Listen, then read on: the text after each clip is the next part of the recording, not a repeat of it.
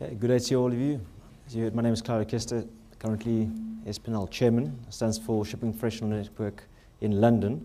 Also work with Investec Bank Shipping and Marine Finance. And just to conform with the order of the day, I'll just provide a brief background. See that Marius always preferred it when people gave a bit of their bio, CV. So I started off in my career in the Navy first, and 4 years of which were at sea. Then I left, well, I focused on the mine warfare section, 40 meter length, 45 meters, so the smaller warships. And they were grey with a cannon, so I can call it a warship. But many of the bigger would call it a boat. And when I left, I was put in charge of 44 men for my last year and a half. It was a good learning experience. And in that time, I studied my bachelor's in mathematics, nautical science, and then came to London, finished my master's in shipping and trade, finance. Shortly thereafter, also went a few months on the job hunt, and then started working with an Italian bank for 5 years between London and Milan, and then since last year, October, with Investec. Still focusing on the same thing, offshore shipping and marine. Now, today I'm here to talk about the confidence index, which was conducted by SPNL in conjunction with Mercer Stevens. And there's a lot of interest being generated with this confidence index because frequently decisions are made on how upbeat or downbeat investors are. John Maynard Keynes called it the animal spirits. So they've tried to capture this on a quarterly basis. Mercer Stevens does this confidence survey to see, and it's actually highly correlated with the investment that takes place. And this has since become the benchmark to gauge what the view is of the shipping industry. And for the first time ever, there's been a confidence index aimed at the next generation, primarily in London. And that's what I'm going to share with you all. So this is just a few of the press clippings. The press release was on Monday. And this is just the snapshots. And this was on Tuesday's Lloyd's list, in case any of you have seen it.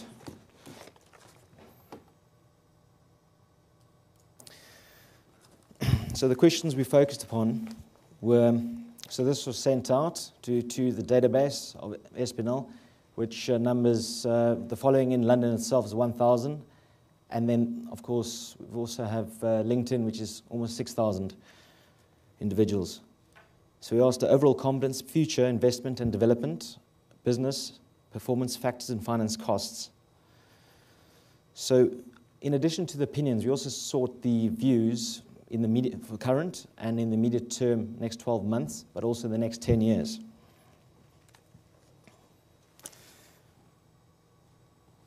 So the first question, the overall confidence came in at 6.4.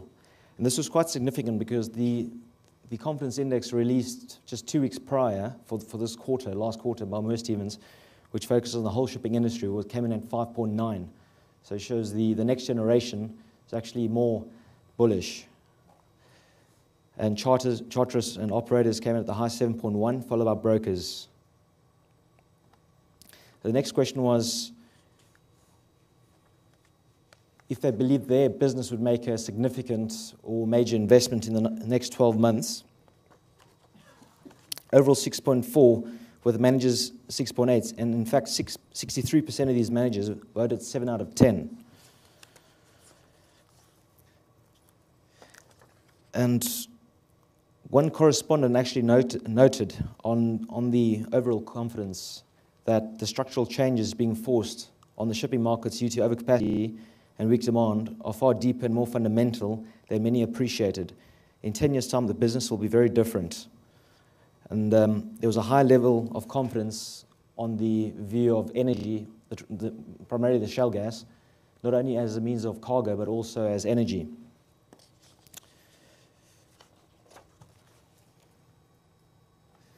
So if you look at the business performance, which 3 factors would affect and influence the performance of your shipping company in the next 12 months? And the survey, for this you needed to choose 3 and in order, and order them. So the most popular response was demand trends, competition, finance availability, and cost. Those three combination. And the second was fuel costs, OPEX, and tonnage supply.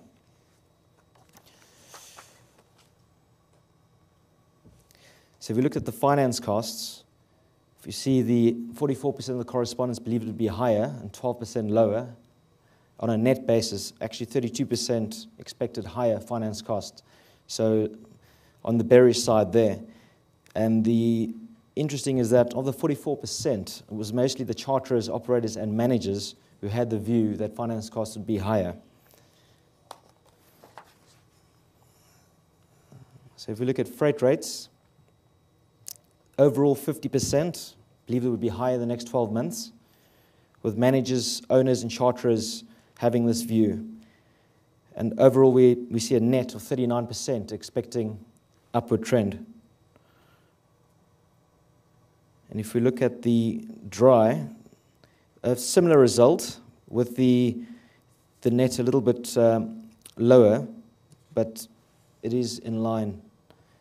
Where container, we see that was far more subdued, the container market, with the overall 31%, and the charterers came in at 14% of the charterers believed higher, and 14% of the charterers, or the same group, actually believed lower. So very much split, but with a slight 9% believing that it would be higher in the next 12 months. And one thing I actually left out is that in the beginning, this is actually a part of a great project, which is called the Future London Project, which is looking to be launched next month. And at the end of this presentation, I'll make this available to whoever would like one, which was released this week, the report, which will form chapter 2 of a larger report. So this here says, in the next 10 years, are you of the view that London as a maritime centre will decline over the next 10 years? And 68% of the correspondents believe that London faces the risk of declining international influence unless specific measures are put in place to address key challenges. And now Plymouth is also a member of the of Maritime London. So congratulations to all the efforts everybody put in, and Paul Wright. So this is also of interest to Plymouth from that perspective. So if we look at the key challenges that were identified, competitiveness and taxation led the way, and ability to adapt to a fast-changing environment. So just a few comments on the competitiveness. A number of correspondents acknowledge that London's traditional strength in providing professional services in relation to maritime services, the strength lies traditionally there in the services sector, with London being a one-stop shop for ancillary businesses. But one remark which actually was repeated was that the high value of professional services such as finance, insurance, and P&I, and law and shipbreaking underline the prime importance of having a central office in London to benefit this premier one-stop shop. Whereby London should focus on the strengths, but on the, should we say, on the more critical comments, the ones that stood out was, as an environment itself, unless it comes up with a way to retain more of the highly educated and trained people coming out of British universities, its attractiveness will decline. And when asked, what is the biggest competitor in the next 10 years, the first, more or less, respondents were of one mind in pointing to Singapore. So, to that, many suggested open a branch in Singapore, work with, not against, in partnership, and therefore London can remain the hub of Europe as opposed to global. Another critical point was that of costs, with many having the view that now costs actually outweigh the benefit of having a London address. But there was acknowledgement that is out of the control of the maritime industry. Taxation. UK taxation was cited by a number of respondents as an implicit threat. The UK needs to, with a remark which stood out by the compilers, because we had professional compilers process this for us. The UK needs to come up with a more hospitable environment in terms of taxes and regulations in order to attract more shipping companies. No other leading up-and-coming centre makes their employees pay 40% tax. We have seen a positive in the corporation tax with 2015 announcement reduction to 20%, but no such respite for the employees. Just looking at the ability to adapt, the two core issues were foreign policy, political and cultural, which has posed a challenge, and we've seen that the ease of doing business, London does not feature in the top 5, with, I have it here, the latest one, with Singapore coming in at number 1, and Hong Kong number 2. This as released by the World Bank. The remark, which is somewhat related to both political and cultural, was that the UK needs to adopt a foreign policy that is not subordinated to that of the US, especially in terms of trade and banking sanctions, and also with visa for people who intend to contribute. Foreign policy independence is what has allowed many Swiss shipping and trading hubs to flourish. Then on technology, it says Asia understands the potential in new technology and its benefits in global trade. They are open to exploiting these. The increase in R&D evidences this.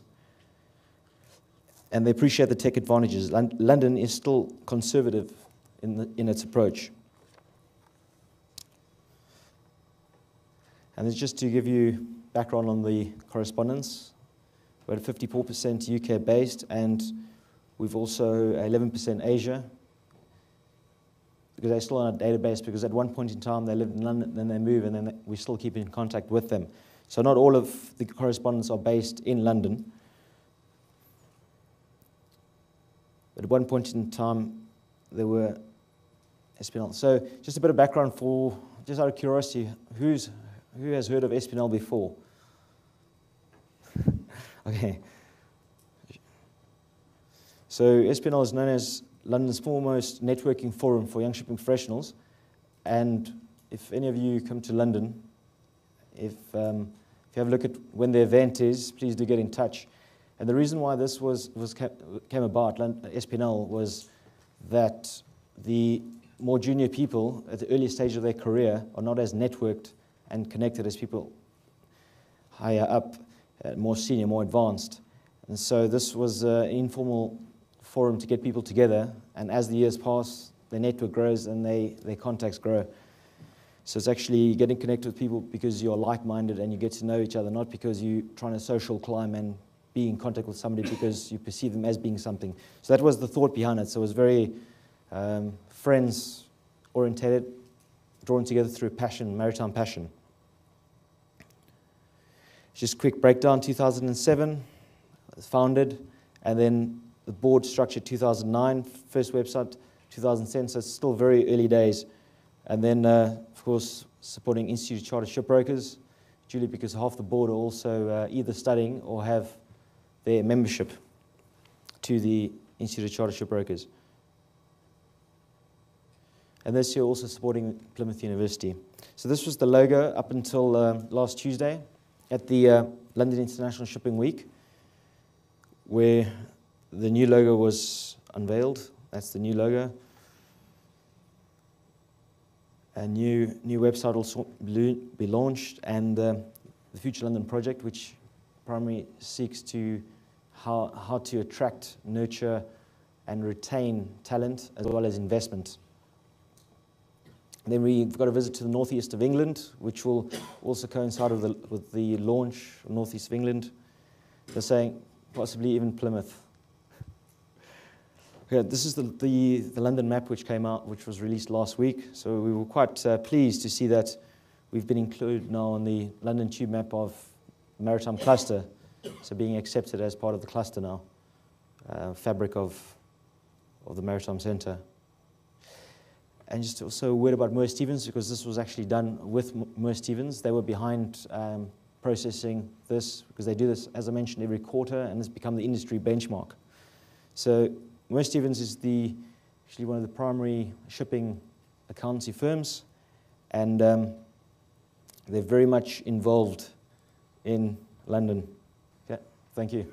We can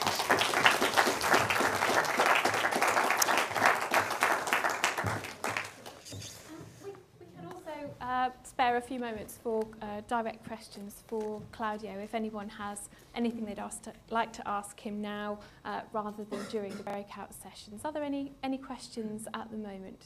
Why do you think that the next generation is more bullish, as you said, than the shipping market in general for future trends, as this presentation showed?